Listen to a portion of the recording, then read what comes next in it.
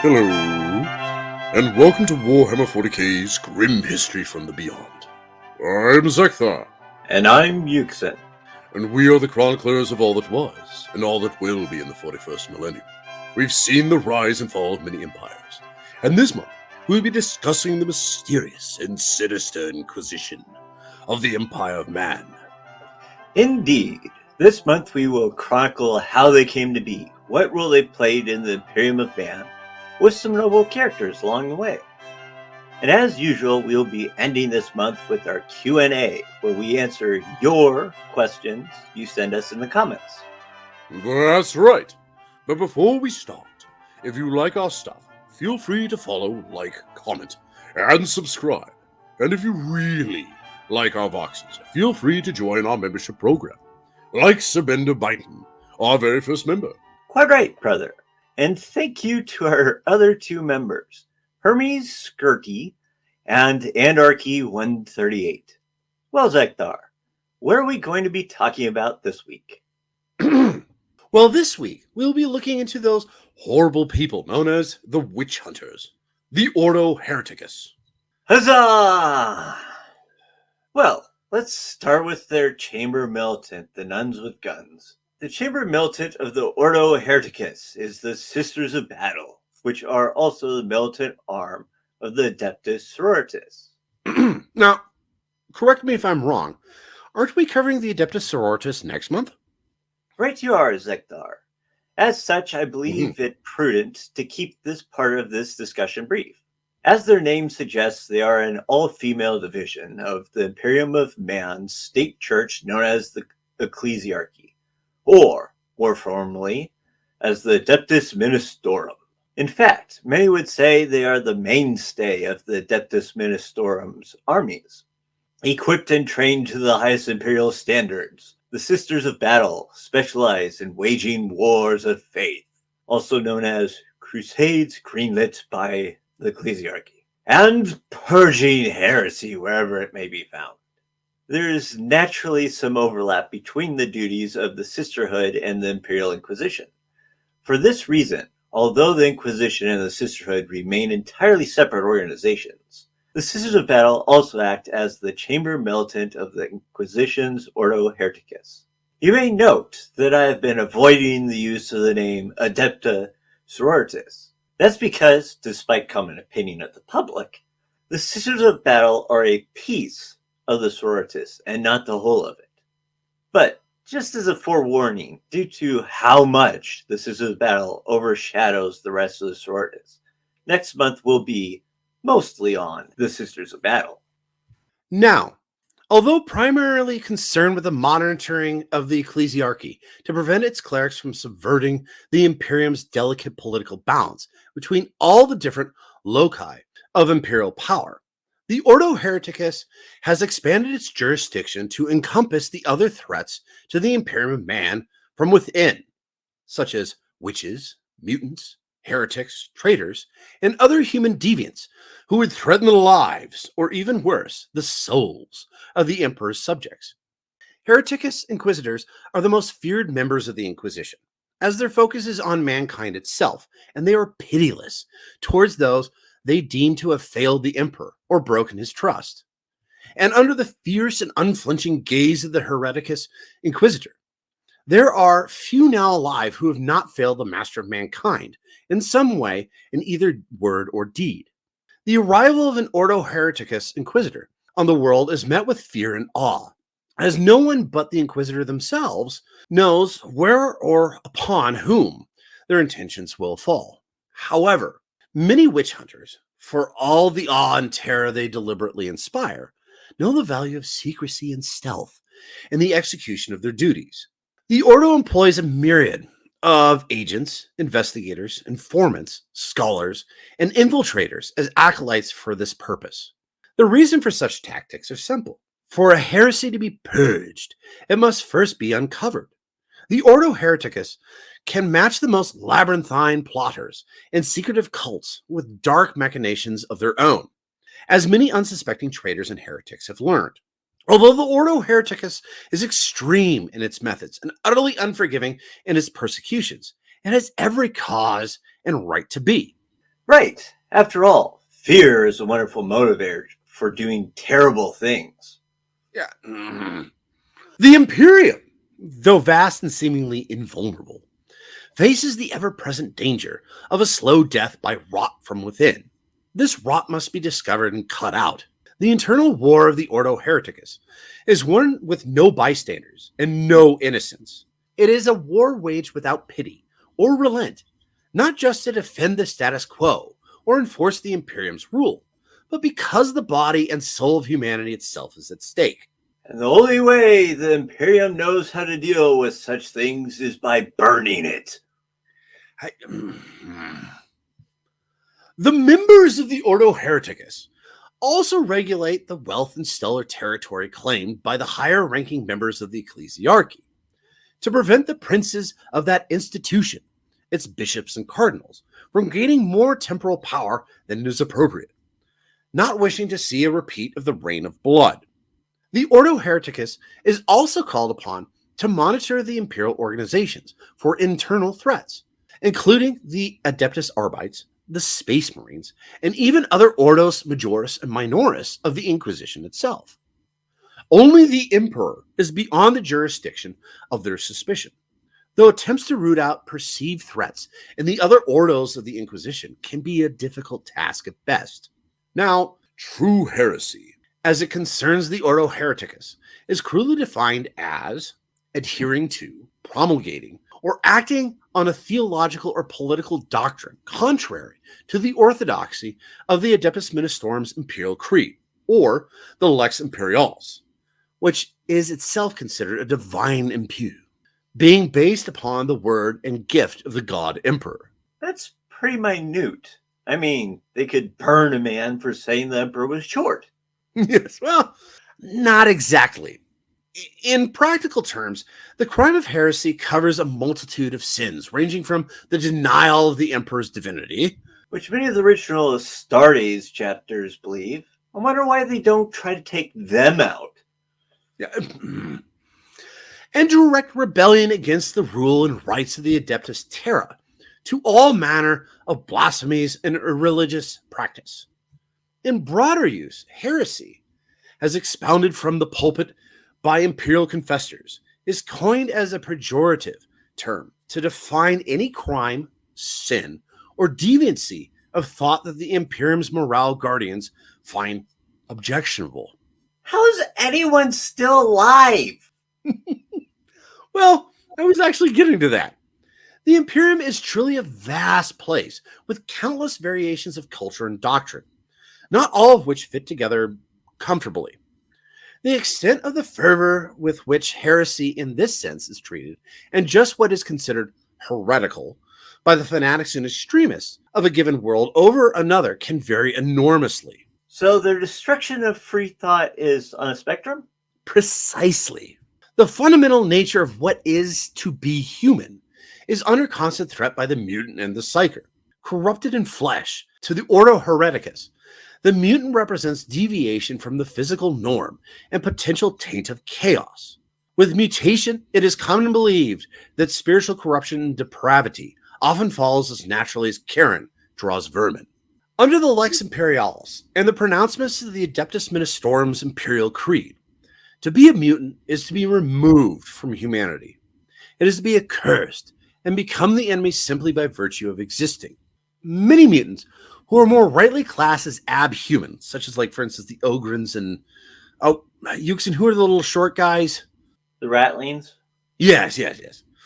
But because their bodies have been deformed by generation of industrial pollution or exposure to alien biospheres, and are thus utterly blameless of warped taint, are still rendered suspect and are often victims of the zealot's wrath. Morons, the lot of them! However, more measured and reasoning factions within the Ordo Hereticus do see and make distinction, preferring not to waste their time rounding up a few chemdregs when real chaos corrupted deviants may be hiding behind a wealthy facade. These elements favor a pragmatic approach of brutal enforcement and vigilance. Others of the more Puritan mind favor the simpler solution of simply destroying them all, just to be safe. This later course of action meets stiff resistance and can make such inquisitors powerful enemies on worlds whose entire economies rely on an underclass of abhuman labor to survive and prosper. On the whole, and for the good of the wider Imperium, the pragmatist approach of the control and repression of mutants usually wins out. However, when warp taint or rebellion rears its head, the powers of the Holy Ordos let slip the Emperor's hounds, and the whole worlds may be heaped high with pyres as a result. Now, the witch, by comparison, poses a danger far greater than any other traitor or heretic, embodying a distant threat to the souls and lives of all those around them. Not only are such individuals potential avenues by which the horrors of the warp may be unleashed on the unsuspecting mass of humanity, but their unrestrained and often untrained psychic powers make each and every one of them a potential planetary level cataclysm waiting to happen. Each is capable of crimes and atrocities, by accident or design, unimaginable to the average citizen, from causing spontaneous fires and waves of nightmares, to willful enslavement of others as living puppets, and the slaughter of innocents by no more than a stray thought. The prosecution of the witch and the unsanctioned psyker is the central goal of many within the Ordo Hereticus, and it is a dangerous task indeed. It calls for the utmost guile, ruthlessness, and savvy, for few prey are more dangerous. Physical clues are often vital to an Ordo Hereticus's witch hunter's work. Potential heretics are everywhere. Even in their mind. Now, Yuksen, you gotta stop interrupting me. Let me finish, and you can talk, okay? Are you sure I'll be able to? Yuksen. Anyways, but acolytes have not the time to question every worker who misses a shift, or every noble who idles their time in illicit pursuits. Inquisitors and their retinues must constrict their attentions to only those heresies that truly threaten humanity, and the presence of physical evidence can be invaluable in narrowing their focus. The remnants of dark rituals, pendants, and markings showing allegiance, and myriad of other clues can identify the presence of a threat. Many acts are heretical in themselves, or serve as signs of heresy, although acolytes must often work from the scene of a crime in order to identify and pursue the heretics responsible. With the Emperor's guidance, they sometimes are fortunate enough to directly observe a heresy in action. This might come about because the acolytes are operating undercover or unseen, allowing them to observe a heretic's crimes unbeknownst to them. At the other end of the spectrum, directly confronting a suspect with their suspicions, or merely announcing their identities, might drive the heretic to act rashly and flee or attack the acolytes. Both great crimes in themselves, as well as indicators of guilt in previous matters. Although not as reliable as physical clues, acolytes must often rely on informational clues. This might be because the heretics have taken pains to hide or destroy the evidence of their crimes, or because the nature of the heresy is such that it leaves no physical evidence, at least not until it is too late. As the investigation develops and the acolytes amass clues, patterns often emerge. These can sometimes be mundane and logical, such as narrowing down the location of a heretic by examining where their crimes occurred. However, patterns also arise that can even border on the supernatural. Inexplicable occurrences, such as unidentifiable smells that linger in the wake of a cult's member, or nightmares disturbing the sleep of hivers at regular intervals, can identify the presence of heretical activity. Such incidents might seem to be random occurrences at first, their significance only becoming apparent as the investigation develops and the acolytes learn of additional incidences. As the acolytes identify such patterns, they might reveal the location of the heretics, the nature of the heretics, or even their plans. With the Emperor's guidance, such leads allow the acolytes to find the culprits and halt their designs. Heretics, by nature, often operate discreetly. Sharing their blasphemous ideals openly would quickly bring down the wrath of the local planetary enforcers, the ecclesiarchy, or even, dare I say, the Ordo Hereticus itself. And groups dedicated to protecting mutants or rogue psychers often develop codes and secret signs. To reveal the presence of these heretics, acolytes must be able to at least identify ciphers, even if they are unable to decrypt them. Acolytes might notice repeated symbols associated with the heretics, even things as subtle as a feather in a certain color tucked somewhere in their clothes, a particular hand sign, or a seemingly innocuous phrase. Although a single occurrence of such a sign is by design unremarkable, an acolyte can discern the importance of these hidden messages by being aware of repeated sightings. Once aware, they can use this information to identify the heretics through the very ciphers intended to keep them hidden. The most stringent and merciless of the witch hunters often feel that association with a heretic is a sign of heresy in itself, even if no other evidence is available. Purging those affiliated with the heretic is safest. Friends and family of the heretic might claim ignorance of their deeds, but mere proximity of such a corrupting influence might leave a stain on their soul. Even if only 1 in 1,000 such associates has truly been tainted by the acts or ideas of the heretic, it is safer to destroy them all. As it is said, innocence proves nothing. And speaking of which, I believe the notable character that you wish to discuss uses this line all the time. Yes, but first I figured it might be therapeutic to go on a rant as to how terrible these people are. Okay, I got a lot to get off my chest, so I'm going to go ahead and let you go first, Yuksen. First of all, I have to say probably one of the organizations that probably is one of the most banes to them has to be Alpha Legion, because their whole thing is to cause uprises, and just their twisted ways that they do things is just like ridiculous. Another thing is it's just the Hereticus in itself is, in my opinion, a very twisted organization. And really, it couldn't. The problem is it was built off of viewpoint of the ecclesiarchy, which is one of the main problems right there. But my point is, the stupidity of the Oros itself is because it is created by a system that shouldn't even exist to begin with. Well, it's not just that. It's its own design, it is idiotic and ridiculous and should be burned like, all the witches out there. A new order should be formed, one that just focuses on, maybe like undercover police. Okay, well, okay, so hang on, Yuksen. Technically, that's what they're supposed to do, right? I mean, don't get me wrong. There are heretics in the Imperium. There are chaos heretics. I understand that. It's what they consider heretics, for one thing, and they have too much power. Perceive as heretics. Yeah, they have too much power. There should be something, anyways, that can cross-examine this for them. Because, I mean, there's a lot of problems with the Ordo Hereticus. Let me start off, anyways. False religion to begin with, but we'll get there. So, I mean, the first thing, anyways, just kind of blend in, anyways, with what you just said. There should be a counterbalance to this, because we've seen many times, anyways, an Inquisitor of the Ordo Hereticus, anyways, simply kill somebody because they just don't like them, and they have the power to do that.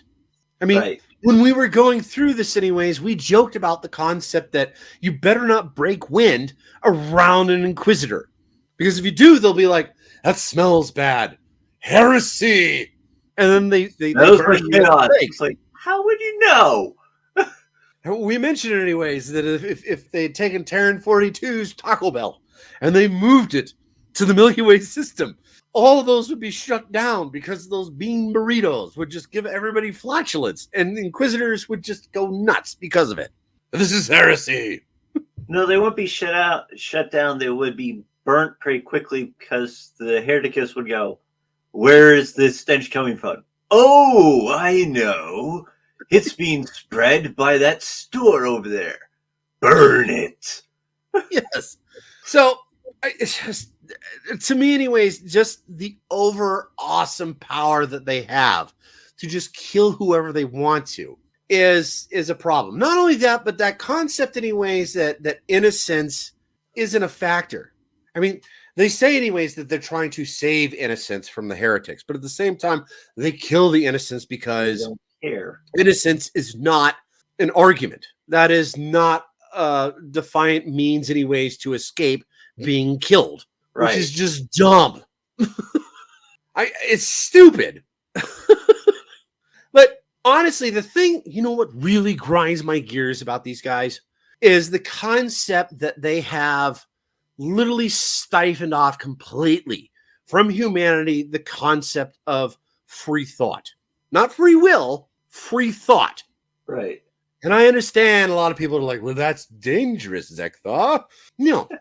Yes, it is dangerous, but at the same time, anyways, that's how you advance as a civilization.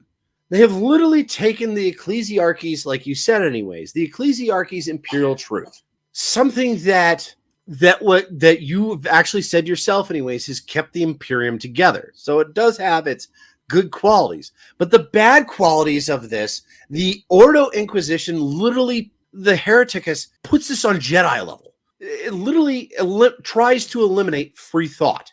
Right. Even the Emperor of Mankind didn't do that. And I know you don't like the Emperor, but he at least still, anyways, there was this concept that you could at least argue against the imperial truth. You could have a debate. You could have a discussion about this. Right. And as long as, anyways, it was just the discussion, that's as far as you took it, you're fine. I mean, Lorgar, anyways, he took it even farther than that, and the Emperor was fine with it all the way up until, anyways, his crusade wasn't moving far enough along. And that's when he started to punish Lorgar about it. By burning his planet, right? By burning a particular planet and literally making the word bearers kneel to him. Yes.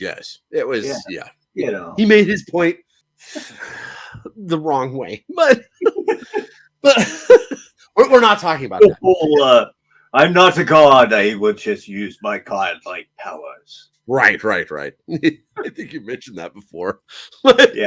But like I was saying, though, the Hereticus literally takes this concept, anyways, of free thinking. The aspect of trying to, with like technology or anything. It's just like, hey, thing. Yeah, it's like it's like you've got a tank turret, anyways, and the guy's sitting on top of the machine gun, right? And somebody thinks about it and goes, you know what? Why don't we have, anyways, a system where we've got the machine gun turret on top, but it's like robotic, so that somebody, anyways, inside of the tank who doesn't have to sit up there can literally just move around this turret. That might work, right? If they said that to a Ordo Hereticus person, they would burn them at the stake, because this is a new thought. We can't have that. We can't have that in the Imperium. It's just so mind-numbingly stupid. Yeah. The Hereticus is literally killing the Imperium of Man. I'm really hoping Rabute Gilliman is kind of starting to get a rein on these guys, because this is literally what is killing the Imperium. It is not the Xenos. It is not chaos. It is the concept that they cannot adapt and move forward. Right. Thank you. Thank you for letting me talk about this. I need to get this off of my chest. It is just so maniacally dumb. But okay, you had somebody you wanted to talk about. Yeah. I'll go ahead and get off my soapbox here. To further cement this idiocy that we've brought forth. Who did you want to talk about? Fyodor Karamazov. Oh, really? Do we really have to talk about him? Yes. We have to talk about Grandpa. Okay, to fine. tell the truth, I think the following quote reveals much of the man's personality and character. There is no such thing as a plea of innocence in my court. A plea of innocence is guilty of wasting my time. Therefore, guilty. Fyodor Karamazov is an Inquisitor Lord of the Ordo Hereticus, also known as the Hierophant Judge of Salem Proctor, a staunch Amalathian. Karamazov habitually judges and does battle atop his throne of judgment. A walking mechanical cathedral staffed by several servitors who record sessions of Karamazov's court, as well as carry out the invariable sentence of guilt upon all he judges. Yes. Well, brother, for the people that are listening, what is an Amelathian? The Amelathians are a philosophical sect of the Inquisition that believe that the Emperor's will is unfolding constantly across the Imperium, and that he has a plan known only to him. A strict Puritan faction, Amelathians believe in maintaining the laws of governance of the Imperium as they currently exist above all other considerations, convinced that in keeping the status quo intact, they are in fact fulfilling the Emperor's great vision for his domain. They are also counted among the oldest of the Inquisition's factions, their tenets first being laid down millennia ago on the sacred slopes of Mount Amlath, on the world of Gathalamol, from which they take their name, of course. The fundamental position of the Amelathian doctrine is that the Imperium of Man, as it currently stands in the 41st millennium, is valid, divinely ordained, and worth fighting for. Amelathian inquisitors, therefore, strive to maintain the current balance of political power in the human-settled galaxy and the structure of the Imperium's military, church, and state. Change other than the slow glacial pace of human history is for them an anathema and revolution, an unthinkable blasphemy against the divinely ordained order. This doctrine leaves Amelathian inquisitors in scouring out and destroying any individual or agency that might destabilize or damage the greater Imperium, both from without and within its domain. As a result, Amelathian inquisitors often rank the crimes of bodily and spiritual corruption, witchery, and personal heresy as being of a lower priority for their attentions than wider threats against the status quo, or ones that endanger or corrupt the standing institutions of the Imperium, either on a local or interstellar level. I'm assuming this is why he doesn't really care whether somebody is brought before him pleas for innocence. Right. Okay. Even in his fellow sect. Never mind. Just go ahead. Just go ahead. Even in his fellow sect and Ordo, Fyodor Karamazov is considered a truly uncompromising and ruthless individual. Over the course of a career spanning nearly 2 centuries, Karamazov has blazed a trail of blood and fire from one side of the galaxy to the other, from the world of Salem Proctor to Ultima Macaria, from Baca to Cipra Mundi. He is a grim legend, an unrelenting investigator who will stop at nothing to uproot corruption and heresy. Karamazov's actions are driven first and foremost by an unswerving belief that mankind lives, even now, according to a plan set in motion by the God Emperor many thousands of standard years ago. His life's work has been to ensure that no one, human or alien, inquisitor or demon, interferes with this grand plan. To most inquisitors, this would seem an impossible task in both nature and scope, but such is Karamazov's unshakable confidence in both his own ability and the Emperor's shrewdness, that he has never once doubted his actions. Indeed, Karamazov believes that, as mankind's unfolding fate is in accordance with the Emperor's grand design, his own actions must serve as an essential part of that design, and are therefore above reproach. Many inquisitors prefer to work under a cloak of secrecy, conducting business in the shadows unless strictly necessary. But Karamazov cannot be counted amongst their number. In pursuit of his goals, Karamazov can as likely be found at the head of a crusading army as he can be presiding over the judgment of heretics. His actions are without guile or subterfuge, for nothing of either can be found in his heart, displaced long ago by a deep distrust of his fellow man.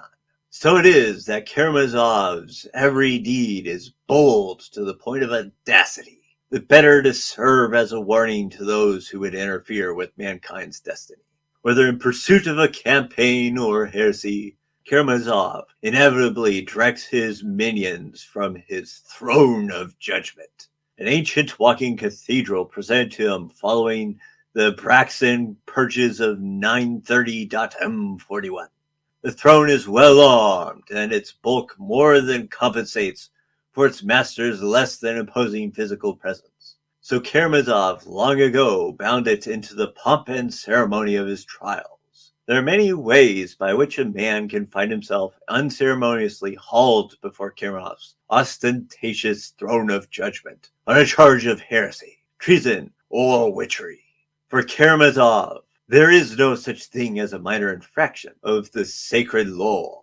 Even the merest departure from imperial protocol and procedure is an affront to the emperor's plan for mankind and therefore must be punished without mercy.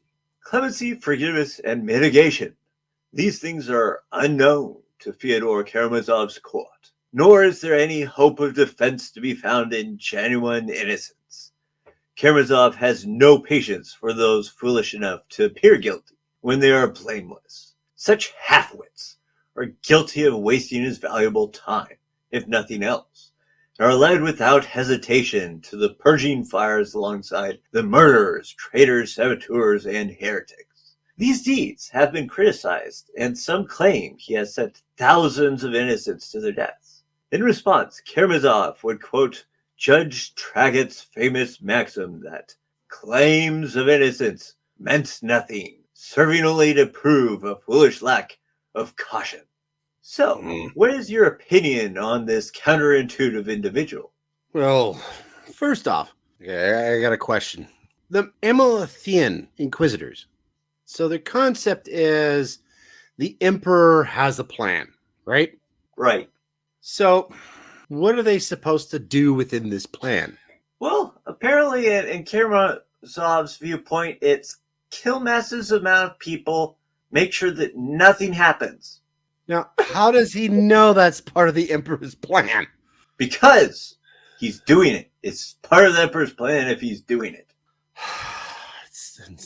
Now, for some of the other viewpoints, it probably isn't as bad as that. It's probably, okay, we need to shepherd the people back in line. People that are outside that line will kill off. The rest of them, we push back in. Please. But Yuksen, so how does he know that that's part of the Emperor's plan? If the Emperor's plan, anyways, is just supposed to... No, hang on. If the Emperor's plan is supposed to just take place, why would you do anything? I believe their viewpoint is that the plan has been set in motion, but, the fact that he's on the throne means that, he can't see it all the way through, so that's why they're there. So what you're saying is that they have this concept of what his plan is. Yes. And the concept is they should just mass murder people? The concept is that they feel that anything that falls outside of a regular slow progression using the same methodologies and no. Yuksen, I got what you said, but that's still not really a plan. That's just kind of doing what you want to do.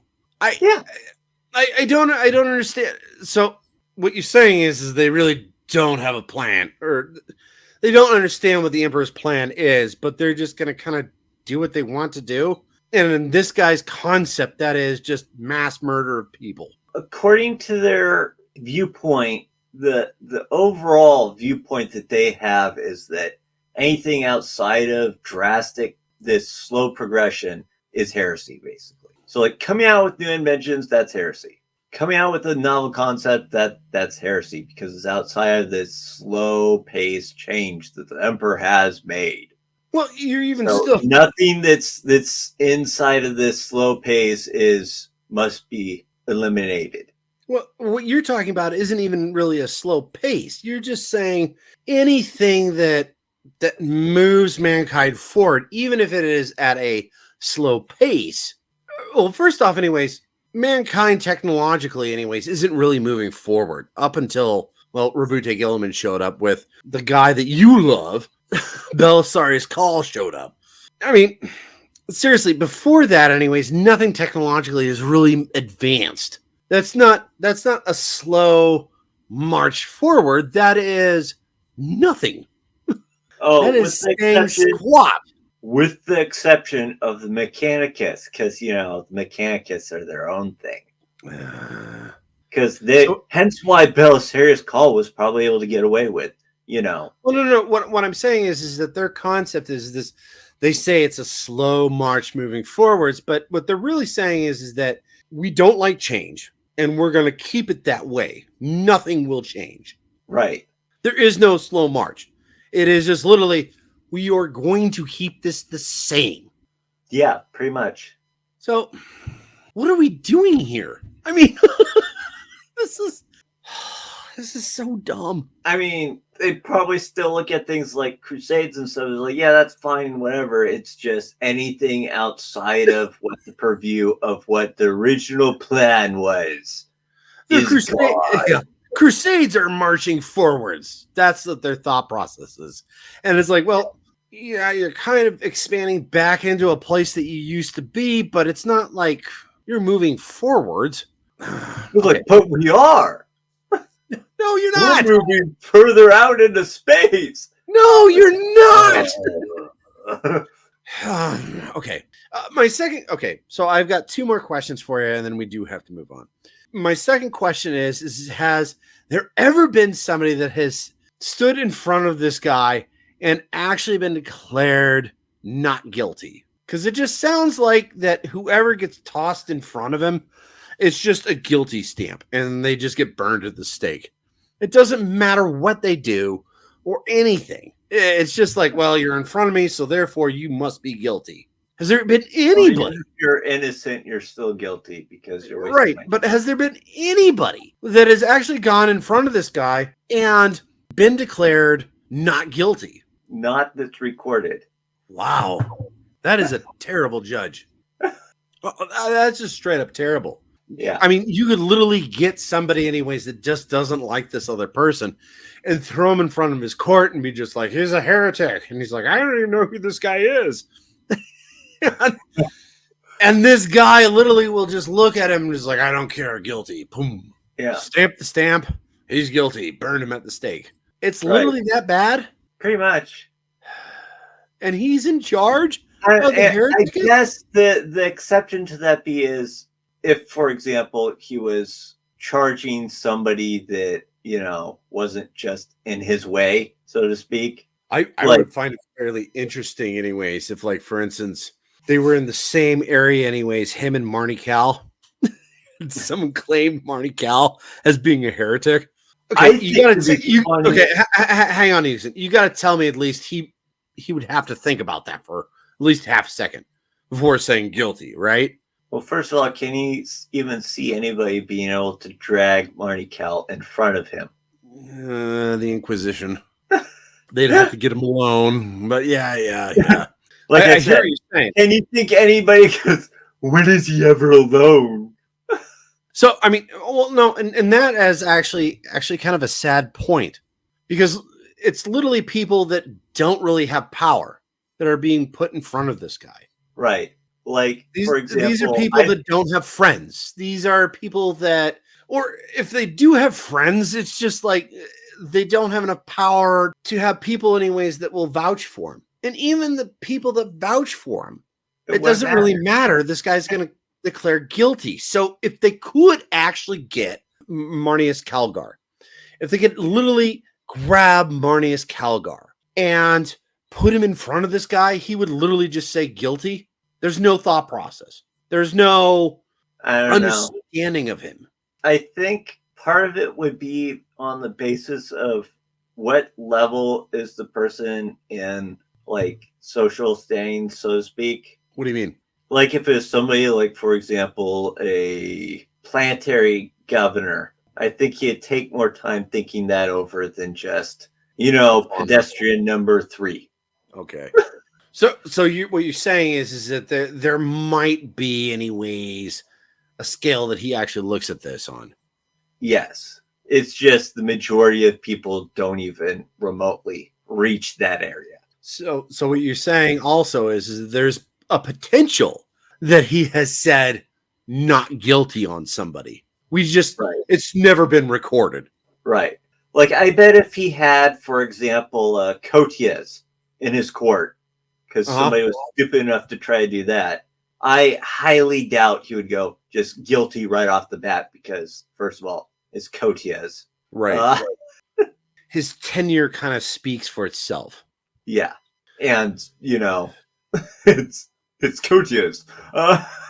It's like, I will burn your mind if you even think about claiming guilty.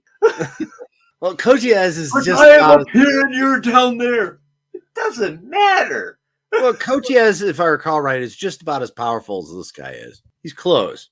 Not as powerful, but he's pretty close. No, I would probably put him more powerful because of the fact that he actually basically is in charge of an entire sector. This guy just goes around and kills people. Well, okay. Well, hang on half a second. This guy, anyways, Fyodor, if I recall right, he is actually in charge of the Ordo Hereticus.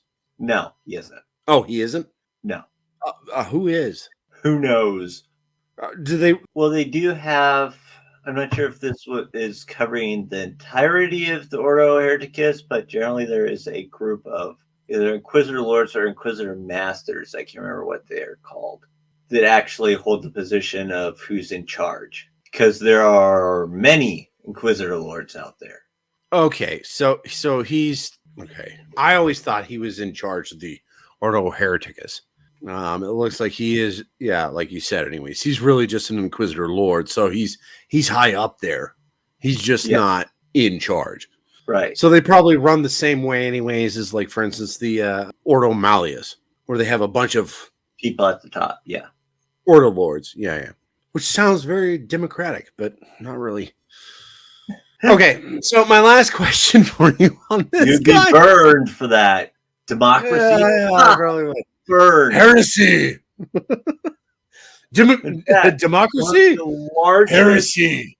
One of the largest events that occurred was based off of the fact that a quadrant was spreading things like democracy. It was heretic to even think about that. So what must we do? Burn them all.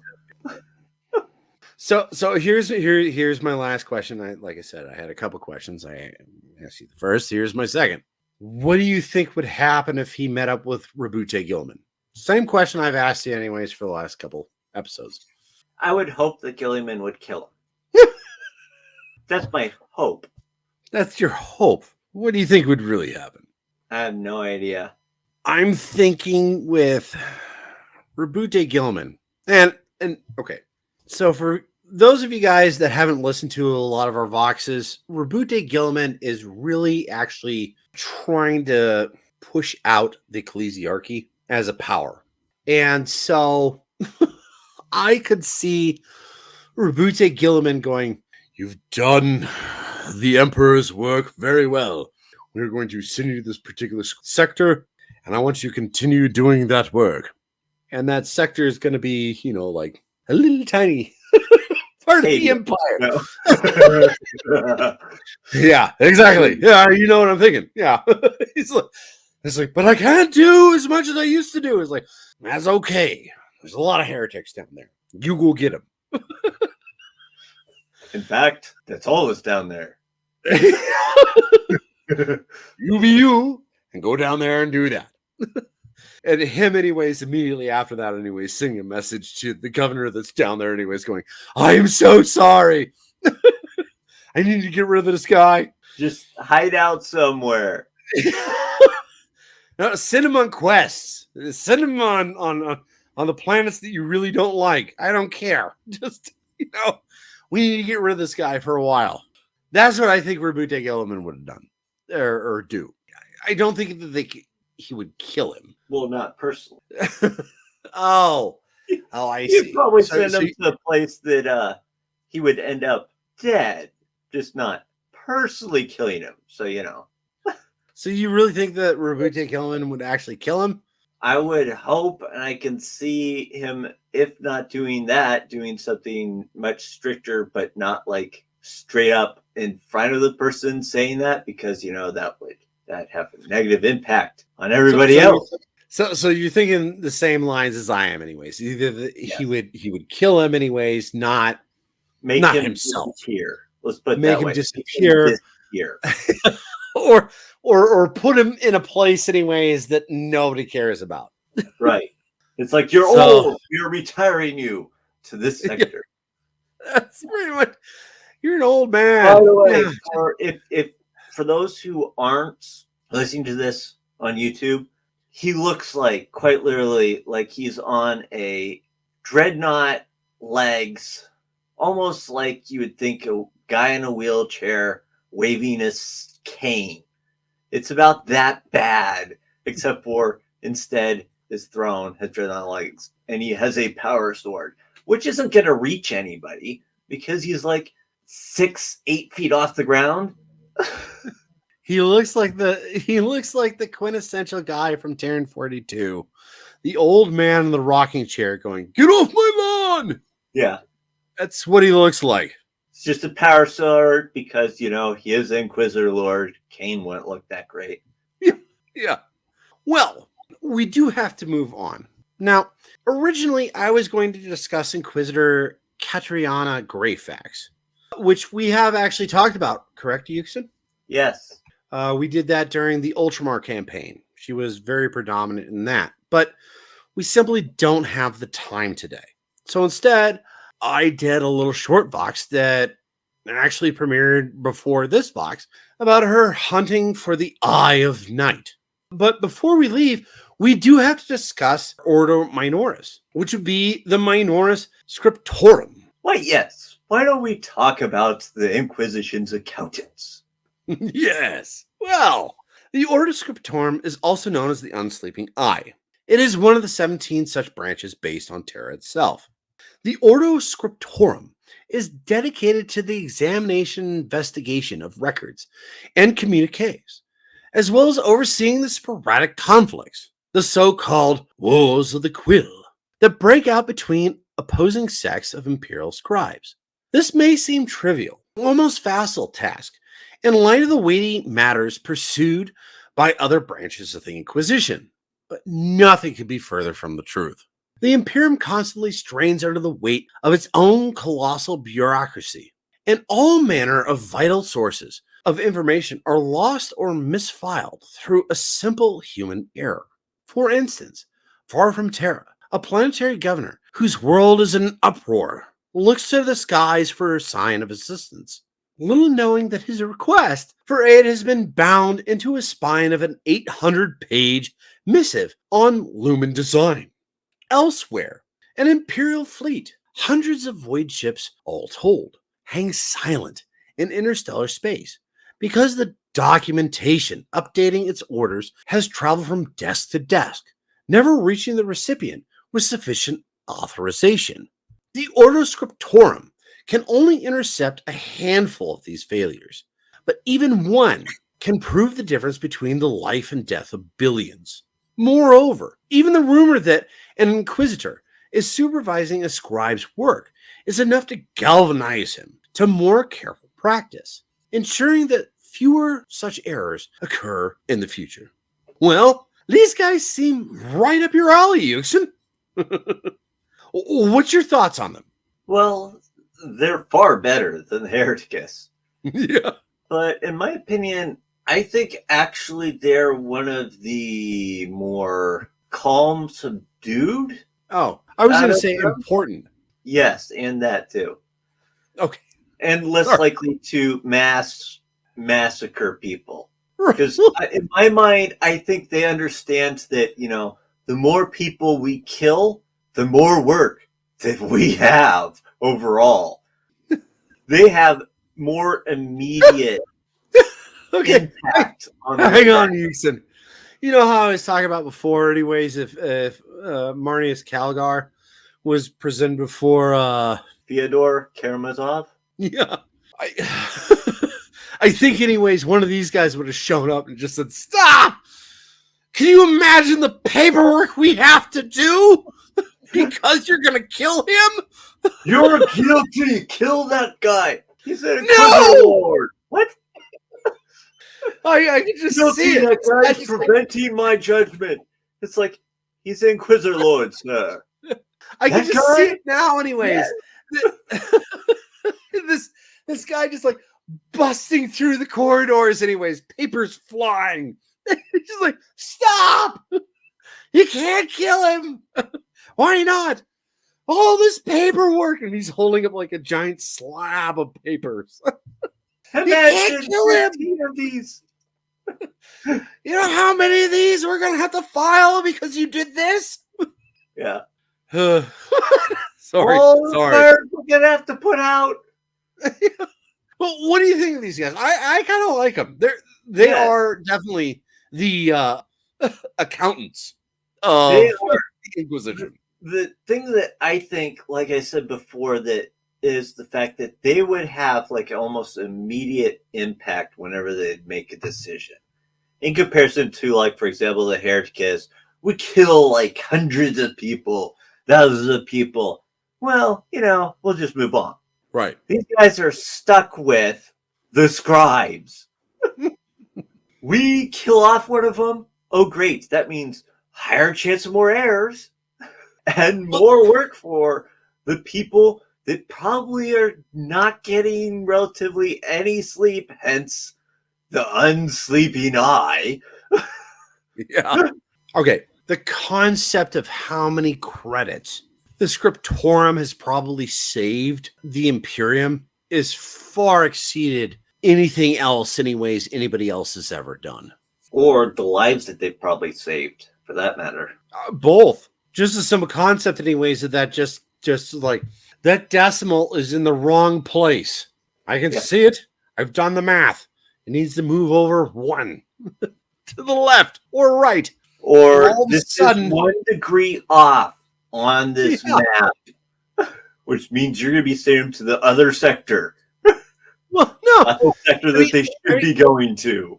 I mean, think about that. Like you said, anyways, it saves lives because all of a sudden, anyways, you've got a crusade that's marching forward, and they're like, we can only expend this much. And it's all of a sudden, thank you, Scriptorum. All of a sudden, we didn't know it, but we've got another 100 million, credits that we can use on this. Therefore, we're going to give you a whole bunch of other people that can go into this crusade. In fact, we'll give you little tiny hats. Yeah. But yeah, on that spectacular note, that'd be all for this week. Join us next week for our Q&A and our final thoughts on the Inquisition. Fantastic. Thank you all for listening, and I hope you enjoyed this box. Feel free to like, follow, subscribe, and comment. And don't forget to check out the shop. We got some cool stuff there, like clothes, pillows, and hats. Yep. Wait. Don't forget the rabbits, Yuksen. Of course I won't forget those, Zeckthar. You only remind me every single time. Have a great day. And as always, until next time, this is Zeckthar and Yuksen signing off.